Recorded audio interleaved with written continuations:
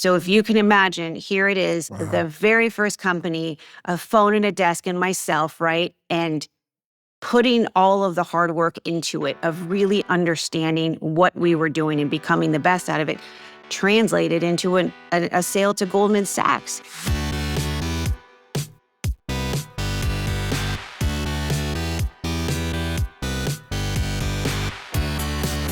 You're listening to The Successful Bookkeeper with your host, Michael Palmer. Listen each week as inspiring guests share their secrets of success to help you increase your confidence, work smarter, and build a business you love. This episode of The Successful Bookkeeper is brought to you by PureBookkeeping.com, the proven system to grow your bookkeeping business.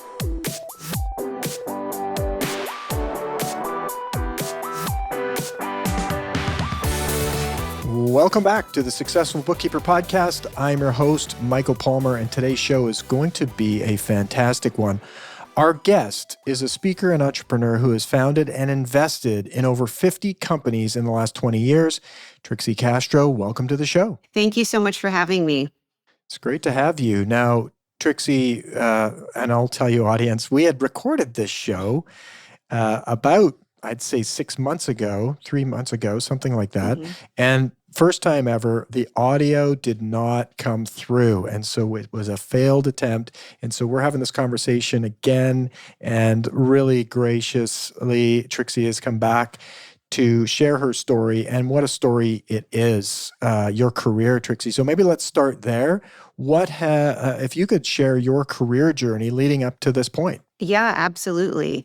And listen, you don't have to twist my arm to come back on anytime. We can do this as many times as you want, because I love what you're doing and I love the entire just synergy and energy that you have with it. But I am your true entrepreneurial story, right? My parents came here from Cuba. My mom was a live-in housekeeper, right? So we lived in a lovely family's home. They were also immigrants from Italy. And surprisingly, they made their money in finance and in real estate, in banking and real estate.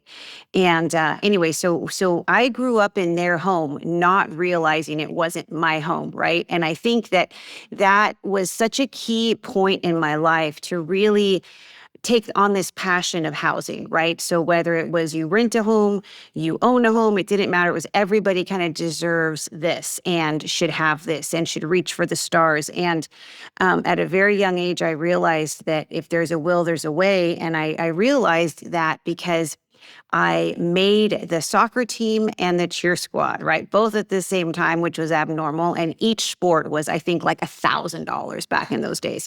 So for me, $2,000 coming up with that in 2 weeks was, next to impossible. So I thought, okay, I'm 14 years old. I'm a big girl now. I'm going to go get a job and I'm going to earn the money. I'm not going to, burden my parents with it. And I set out to do that. And there was a big challenge. You needed a worker's permit.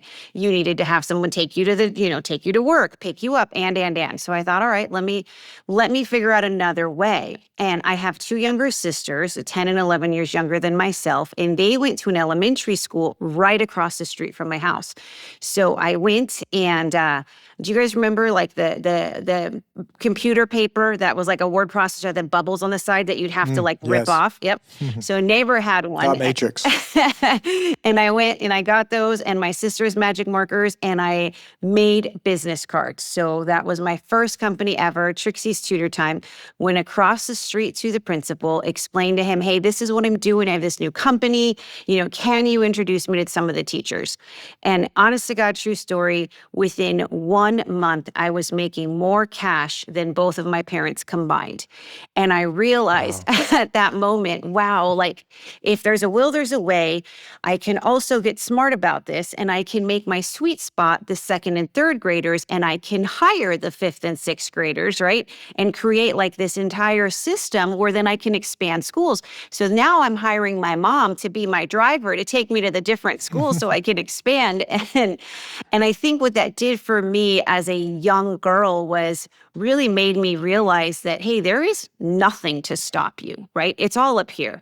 It's all, if you want something bad enough, don't really focus on all of the reasons that it's hard or that it feels impossible. Let's just go get it done and then be smart about it, right? And so that kind of was a theme throughout my entire career. And I thought, all right, well, this is great. And I grew up a little bit, and, I went into a Wells Fargo and I said, hey, listen, I want to learn banking. Can you hire me? Just give me any job. And they started me as a teller. And I must say I was probably the worst teller on the planet because I would want to talk to the clients and I'd want to understand, how are you making your money? I was looking at who the larger depositors were. I was looking to see how often, we were talking about these things and how their businesses were going. And I realized very quickly that the larger depositors were in real estate, in tech, or gamblers, right? Those were my three buckets that I had identified.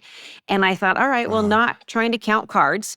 Tech was still fairly I was still figuring it out. So real estate it was. So I started to understand okay, these groups at that time were getting wads of cashier's checks in different denominations, going to the courthouse steps and purchasing these foreclosed homes, fixing them up and then selling them. And this was before reality TV shows on Flip That House and all of that. So this was like a foreign concept, if you will.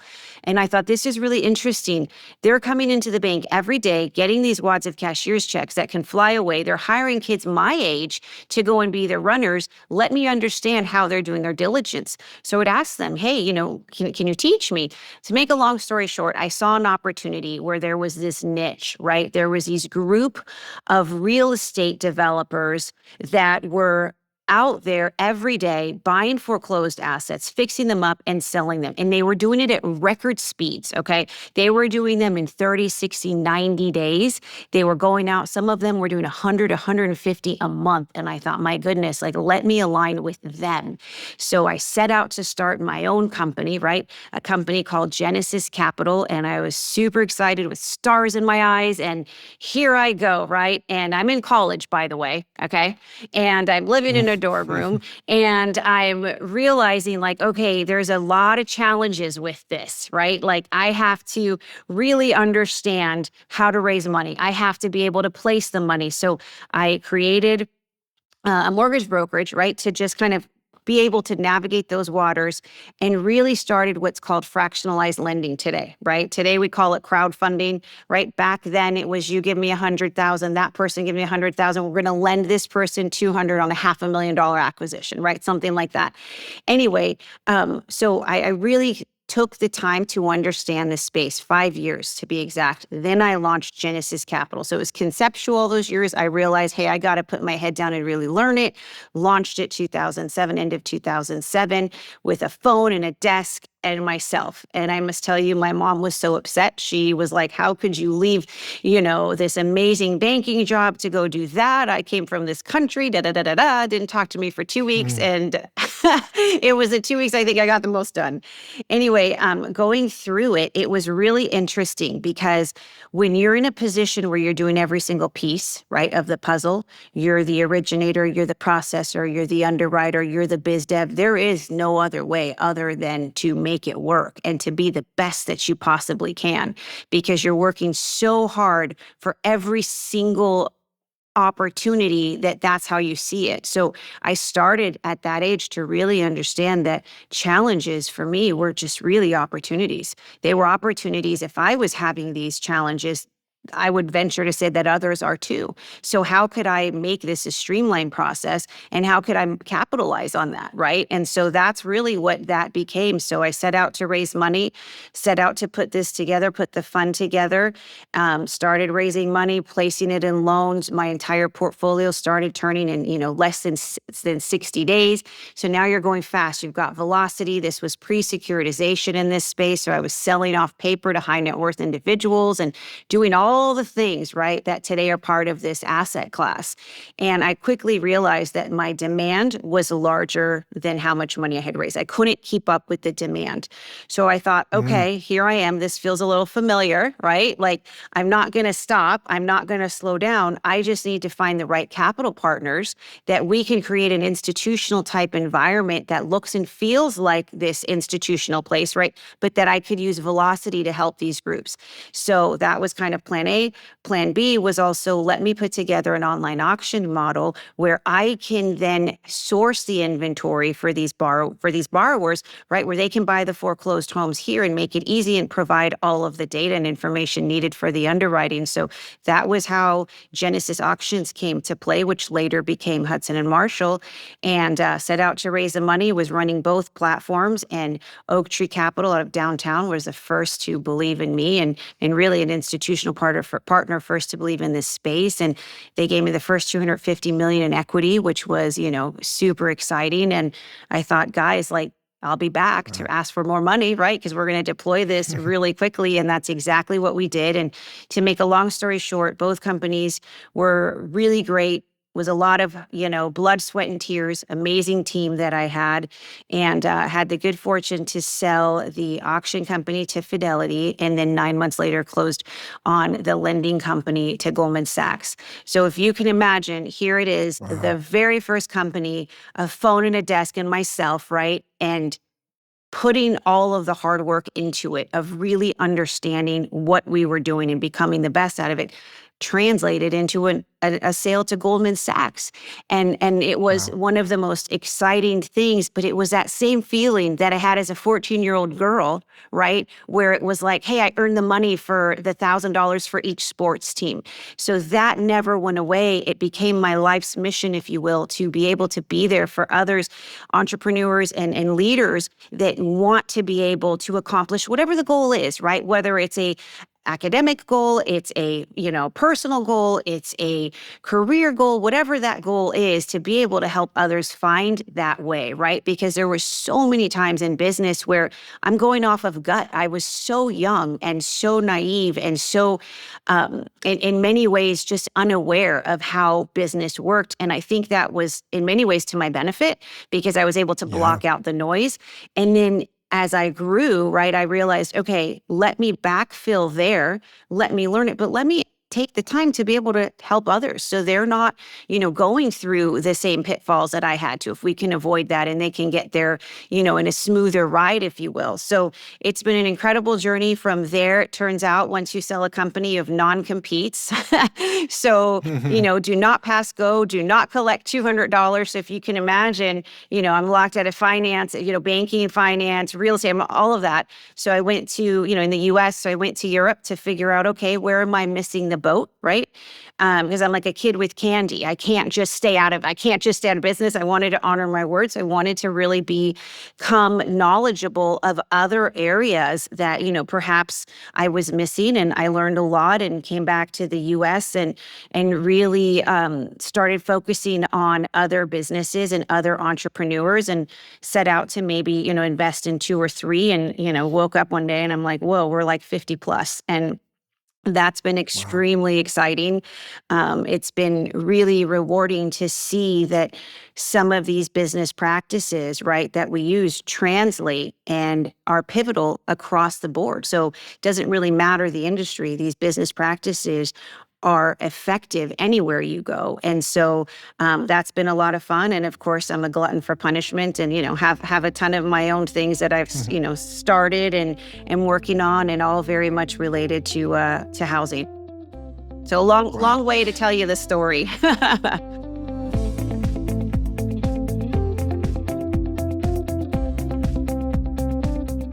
I love the story. Now it's all coming back, because that's the thing.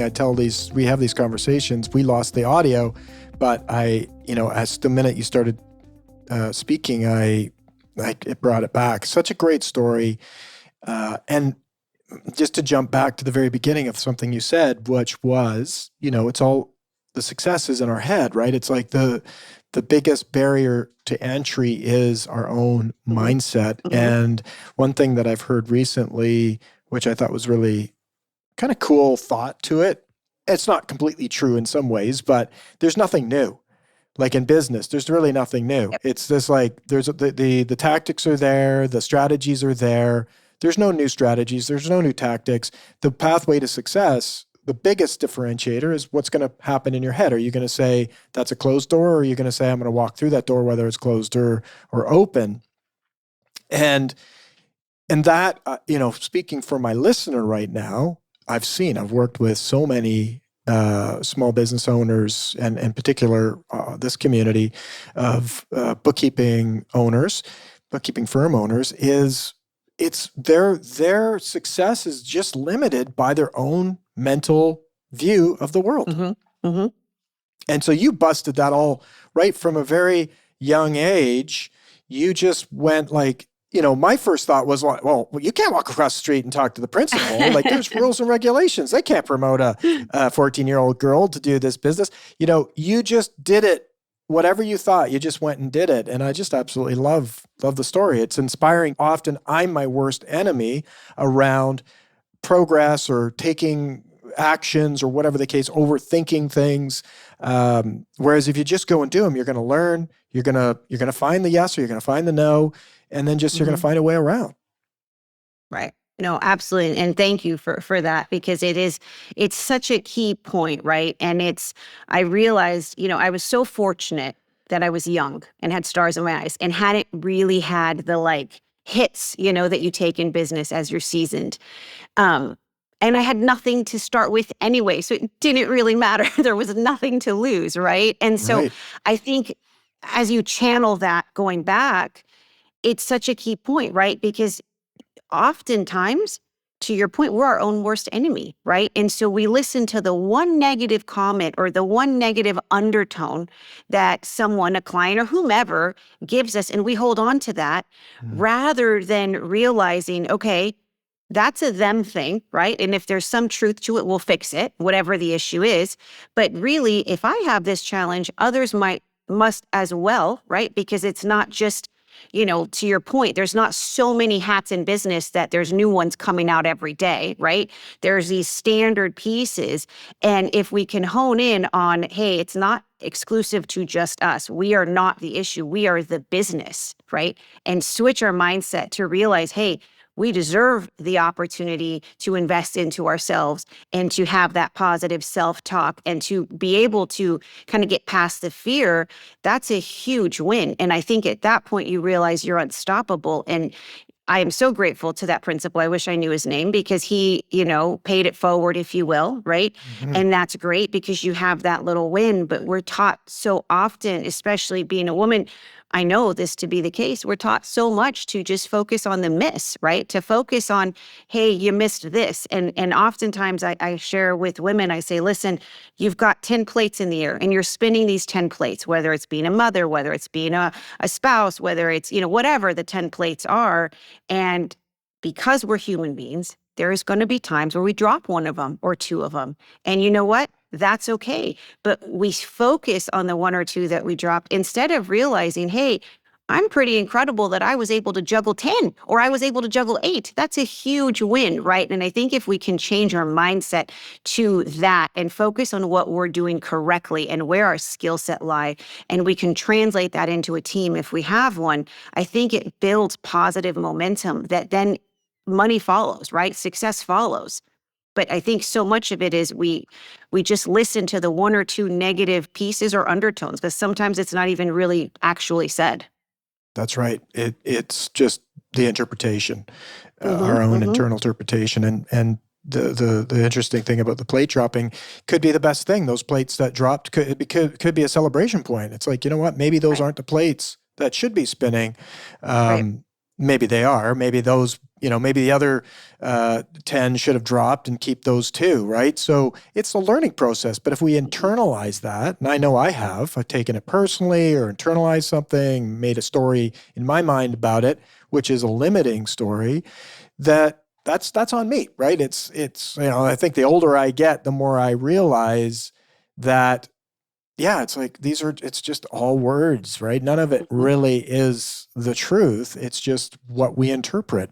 And you've demonstrated that through your life. There's one other thing that popped into my head from our previous conversation, which I really loved, was you, in terms of like challenge, like some people would say, oh, it's an unfair world. Women are treated differently. Fact, right? Mhm. It's not equal. There's often women get paid less. For the same job. There's doors put up, all sorts of stuff throughout hundreds and hundreds of years, maybe millions of years. This has been going on.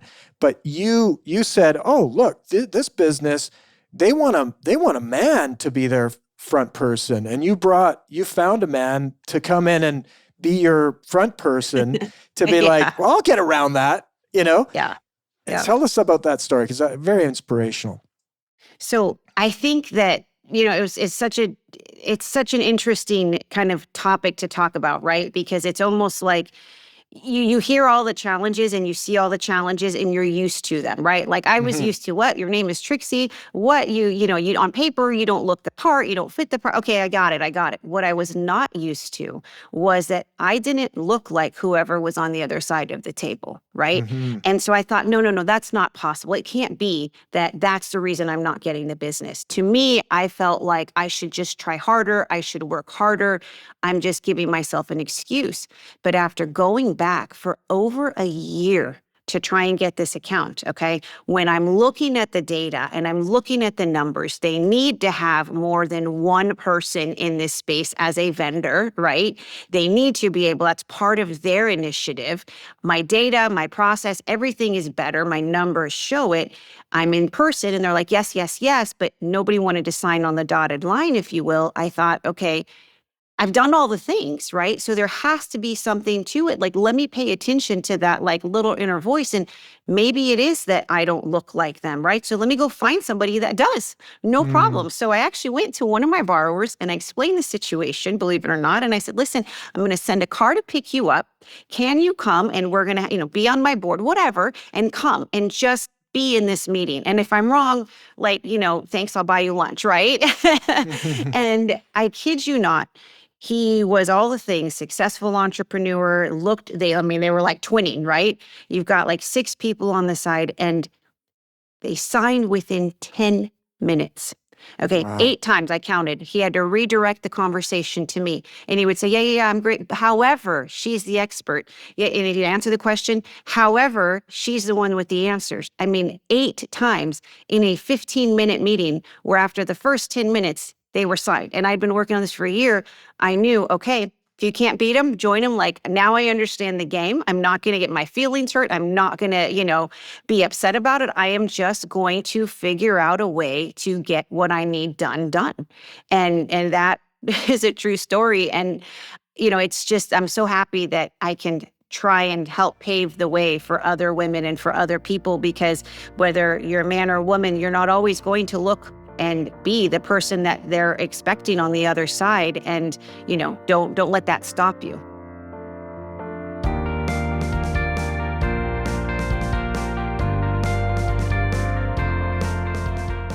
Yeah, beautiful, and it's along the same thread of that mindset, right? If we go in perceiving that we're the underdog or that we're not as qualified or we have a disadvantage in some way, it is the truth. When we think it is the truth, and so it's going to Mhm. affect our performance.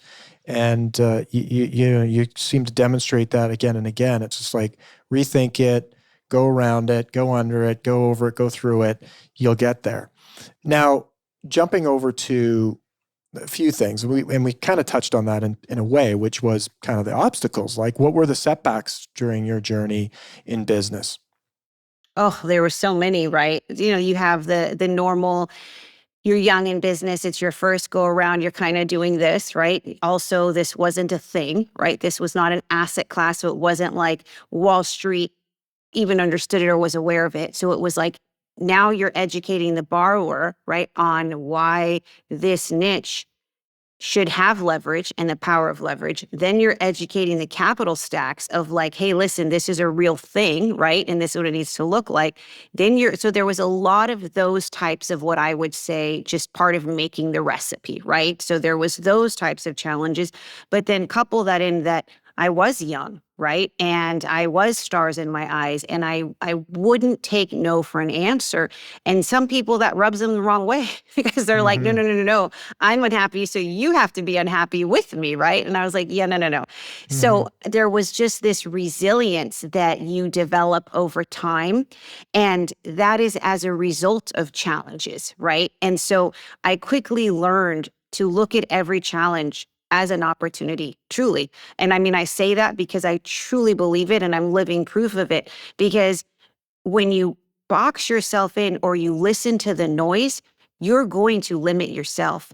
So if you can block out the noise and just take in the pieces that are going to be effective for you, right? So for example, you hear all of the negative, all the no's, you hear all the challenges, but you realize, there's like one or two little nuggets there that I could improve my business, or I could improve myself as the leader, or whatever it is.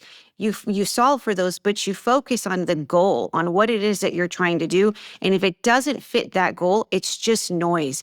And that helped me in many ways. It helped me to overcome the obstacles and the challenges. It helped me grow as a person and as a leader, but it also helps me to not grow resentful, right? Because I could sit here for the next 2 hours and give you example after example of how, honestly, it was not a level playing field, right? And there were challenges and things that probably should have never been challenges, right? But that none of that matters, right? What matters is how do we overcome that and how do we utilize those same skill set and tools for the next go around? And so you have your challenges of, there's so many that women face, right? Especially I was usually the only woman in the room. And that was Mm-hmm. okay. I learned to use it as a superpower, right? I learned to realize, okay, as a result of being a woman, I'm able to multitask or whatever it was, right? And so I learned to just shift my mindset. And surprisingly, when you do that, people come along the ride with you, right? Mm. They change their own internal tapes of how they view people or what their expectation is. And what I really realized is if I used that and I could really hone in on my listening to really hear what the other side was saying, right? They're saying this, but they really are trying to say, A, B, or C. I could get in front of a lot of challenges and I could almost figure out a way to predict the way out, if that makes sense. And that just comes with time. And I think a lot of us, if we can take a step back and really reflect on, okay, what is our real goal? What are the things we need to do to accomplish that goal? Identify where we're losing and wasting time, right? Where this is monopolizing our time and our energy, and focus on that goal and tune out the rest. I think we just are able to take leaps and bounds of getting there faster.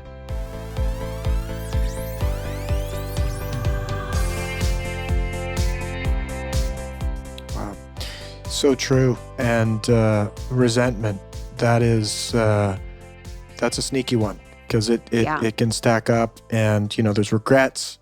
Those are but resentment even worse, right? And I know people who let it overtake their life, and you can just see it's just like, why? What? That's just like these. It's almost like ghosts hanging around, impacting their life, and never goes away. It's very challenging. Letting that go. That's a different story. That's a deeper conversation perhaps on how to unlock that and let that go.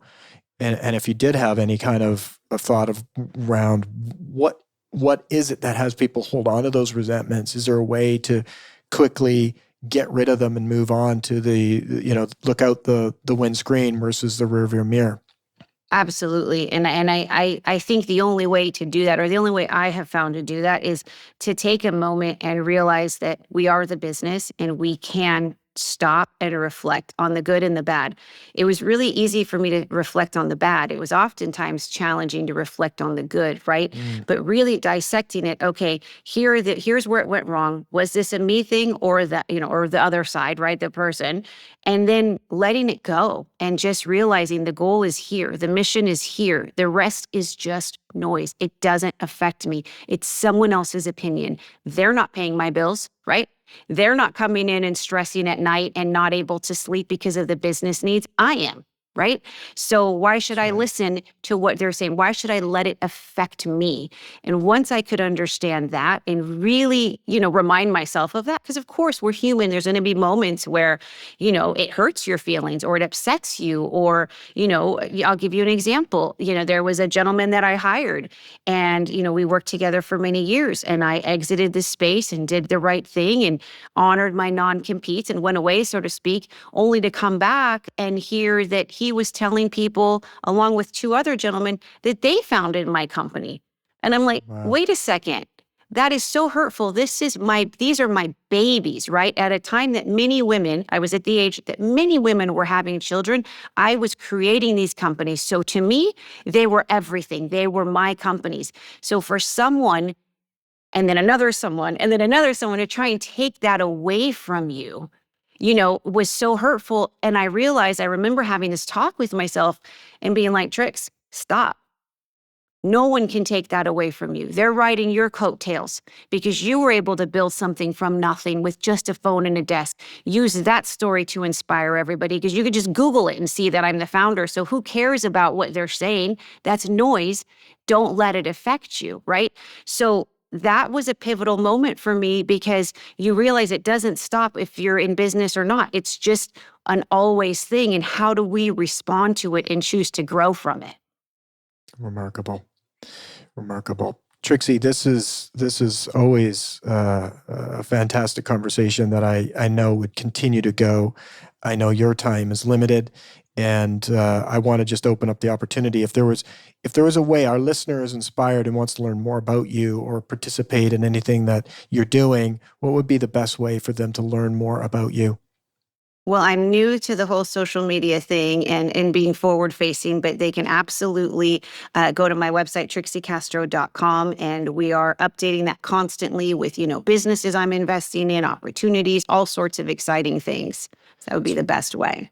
Wonderful stuff. We'll have that link, of course. It's pretty easy to remember, but I will have that link in the show notes.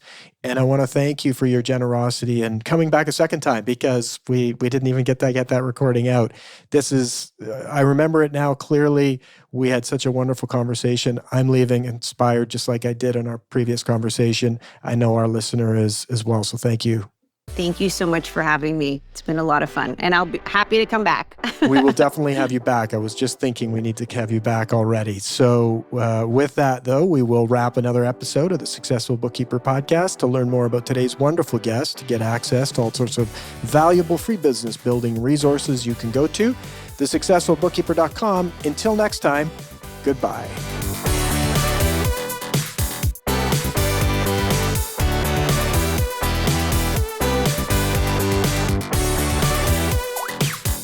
You've been listening to The Successful Bookkeeper with Michael Palmer. For more information and to download the resources mentioned in this episode, please visit us at thesuccessfulbookkeeper.com. Thank you for listening.